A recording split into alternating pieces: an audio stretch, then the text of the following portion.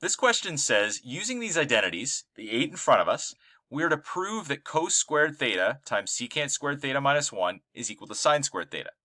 Now the key here is that if we're trying to prove any of the 8 identities at the top, we want to use x, y, and r to prove those.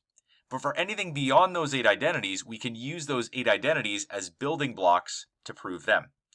So what we're going to do here is we're going to start by breaking this to the left and right side. So the left side is equal to cos squared theta times secant squared theta minus 1. And the right side is equal to sine squared theta. The reason we do that is we're not trying to manipulate the equation. We're trying to get each side to be the same thing. That's a proper mathematical proof. So the first thing we can do here is recognize that secant is equal to 1 over cos, that identity right there. And so if we write that out on the left side like that, we get cos squared theta times, well, if secant is 1 over cos, that means that secant squared is 1 over cos squared. So that it can be written like so. Now what we're going to do is we're going to expand the cos squared theta in. And so when we do that, we get cos squared theta over cos squared theta. That nicely simplifies to 1, minus cos squared theta. So we're going to write this as 1 minus cos squared theta. Well, now we can look at this other identity, a Pythagorean identity. Sine squared theta plus cos squared theta equals 1. If I rearrange that for sine squared theta by subtracting cos squared theta from both sides, I get sine squared theta equals 1 minus cos squared theta.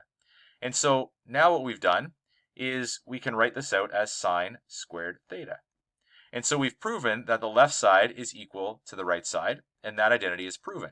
However, we are also asked to state any restrictions on the variable. And so for restrictions, what we want to do is we want to recognize there are certain x values, or certain theta values rather, that are not possible. So what we do is we look here and we say, well, when can we not divide by 0? Because for restrictions, it's all about dividing by 0.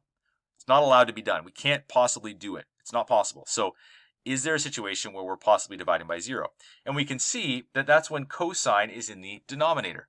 There's nothing else in the denominator except cosine. So that restriction is going to come in when cosine of an angle is equal to 0. Well, when is cosine of an angle equal to 0? Let's quickly just draw a terminal arm in quadrant 1. It doesn't matter what quadrant we draw it in. And then there's an y-coordinate of that point on the terminal arm, an x-coordinate of that point on the terminal arm, and then r is the length of the terminal arm. Well, this is the angle, call it theta, to correspond with what we have for the question. And now we ask ourselves, well, because it's a 90-degree triangle, when is cosine theta going to be 0? Well, cosine is the adjacent over the hypotenuse. So if cosine is the adjacent over hypotenuse, what we're really saying is when is x over r going to be 0?